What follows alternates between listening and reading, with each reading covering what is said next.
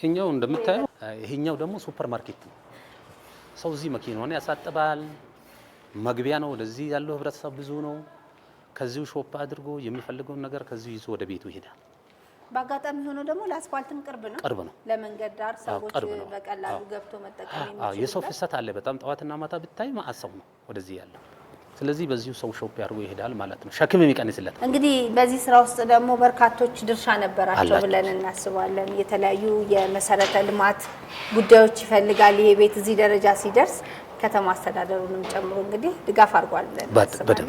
እስቲ ምን አይነት ድጋፎች ተደረጉ? እኔ መጀመሪያ ይሄንን ቦታ ካርታ እንደወሰድኩ ዶሮ ነበር እዚህ ጋር ዶሮና በሮች ነበር የማደልበው።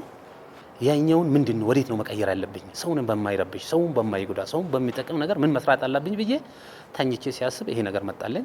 ይሄ ነገር ሲመጣልኝ ደግሞ ወደዚህኛው ስራ ሄድኩ። የአርሶ አደር ተወካዮችን ጠየቅኩ። የአካባቢ ኮሚቴዎች መጡ፣ አዩ፣ ድጋፍ አረጉልኝ።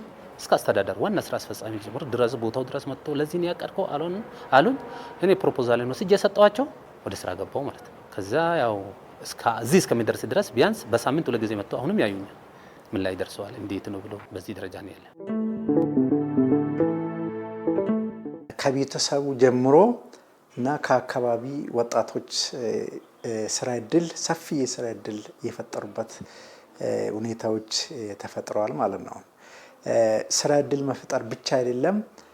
አሁን በአርሶ አደሩ ባለው ማሳ ላይ ጥሩ ግባት ምርጥ ዘሮችንም ማዳበሪያዎችን ወስዶ ባለው መሬት ላይ እንዲያለማና ከትንሽ ቦታ ላይ ጥሩ ምርት እንዲያመርትና ለከተማ አስተዳደሩ ነዋሪዎች ምርቱን ማቅረብ የጀመሩበት ጊዜና መሬቱ የኔ ነው መሬቱን የማንከባከብ የማልማት መብት በደንብ አረጋግጦ ስራ እድል መፍጠር ለከተማ አስተዳደሩ ምርትና ምርታማዎችን በመጨመር ለከተማ አስተዳደሩ ምግብ የማቅረብ የጀመረበት ጊዜ ነው ማለት ነው። ያው እንግዲህ አሁን ከዚህ በመቀጠል ደግሞ የሻወሩን የዚህ አካባቢ ሰው አልባት ሻወር ቤት የሌለው ሰው ቤቱ ከሚታጠብ እዚህ ተመጣጣኝ በሆነ ዋጋ እንዲታጠብ የሻወር ቤት አዘጋጅተን ችግሩም እንዳለ ስላለ እና እሱን ቀጣይ አሳይሻለሁ።